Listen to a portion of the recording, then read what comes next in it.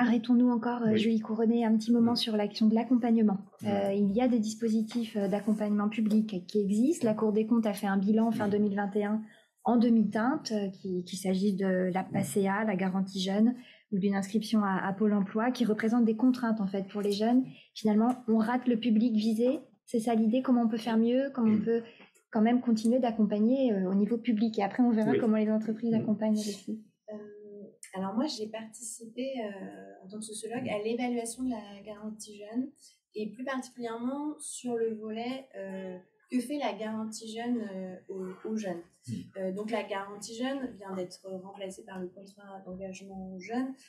C'est à l'époque, quand il sort en 2014-2013, si je ne dis pas de bêtises, c'est un dispositif qui est porté par les missions locales, qui accompagne le jeune pendant 1 an, avec une phase intensive d'accompagnement collectif pendant 6 semaines et l'attribution d'une allocation d'environ 500 € pendant 1 an. Donc ça, c'était le dispositif tel qu'il était pensé au moment où il a été mis en place par la garantie jeune. Et là, il a évolué et s'est transformé en contrat d'engagement jeune. Mais en tout cas, sur l'évaluation qui avait été faite au moment de la mise en place de la garantie jeune, nous, ce qu'on avait observé, c'est que donc, ce public vise une catégorie de jeunes qu'on nomme derrière l'étiquette de NEET, donc les ni en emploi, ni en formation, ni en études, de NEET vulnérables. Donc nous, ce qu'on avait observé, c'est que quand même la garantie jeune arrivait à cibler ce qu'on appelait les NEET vulnérables. On pourra débattre ensuite sur ce que fait cette catégorie à notre manière de penser la jeunesse, parce que je le dis quand même, parce que j'ai du mal à me retenir, les NEET, cette catégorie, c'est quand même encore une fois une manière de décrire par la négative la jeunesse, c'est-à-dire qu'ils sont ni. Et en plus, c'est une catégorie qui est prise à un instant T, donc qui fige en fait la situation du jeune. Et nous, ce qu'on avait observé, c'est qu'elle occulte complètement leur expérience professionnelle avant d'entrer dans le dispositif, et c'est une expérience professionnelle faite de petits boulots, de stages, de travail non rémunéré, enfin, de travail non rémunéré ou non déclaré.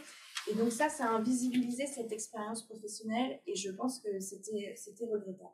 Pour revenir à la garantie jeune, je partage complètement votre avis sur le fait qu'il faut penser l'accompagnement dans sa pluralité.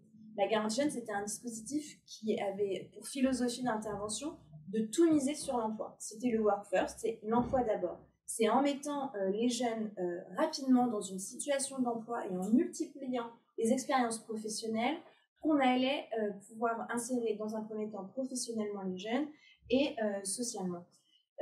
Et donc ce pari-là, qui est assez fort pour la garantie jeune et qui va un peu à l'encontre, même complètement à l'encontre de ce que Bertrand Schwartz a fait au moment où il a créé les missions locales, qui prenait un accompagnement global. Alors, cet accompagnement qui vise d'abord l'emploi, il marche, il fonctionne, si je peux le dire comme ça, sur les jeunes, encore une fois, les plus dotés.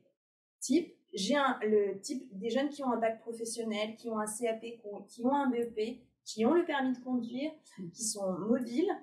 Pour ces jeunes-là, effectivement, la garantie jeune entraînait une dynamique d'emploi et c'était assez intéressant à observer.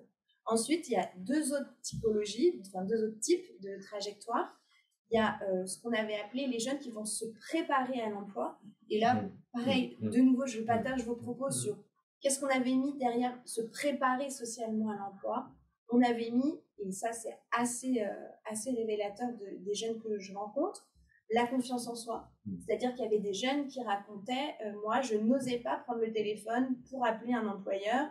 C'est ma mère qui le faisait.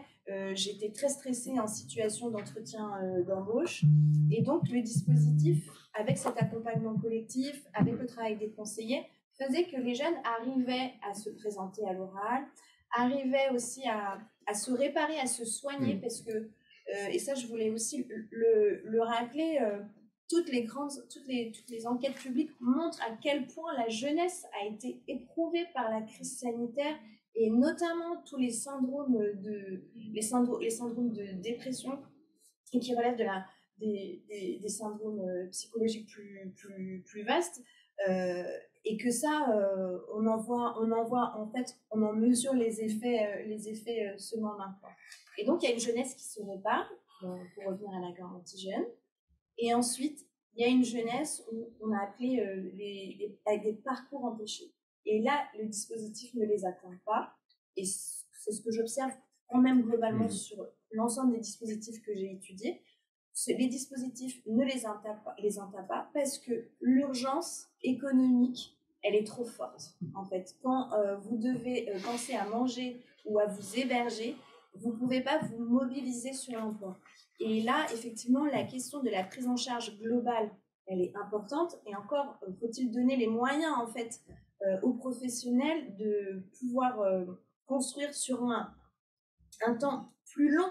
Ils vont avoir besoin de plus de temps, ces jeunes-là, pour pouvoir insérer le marché de l'emploi et travailler à la fois sur les addictions dont souffrent certains jeunes, sur les problèmes de santé graves, sur les urgences effectivement d'hébergement qui vont peser très fort sur ces jeunes. Et là, c'est vraiment un accompagnement global et un accompagnement qui va être fait justement de partenariats et de partenariats avec des personnes qui seront compétentes pour prendre en charge une addiction, pour prendre en charge une urgence de logement.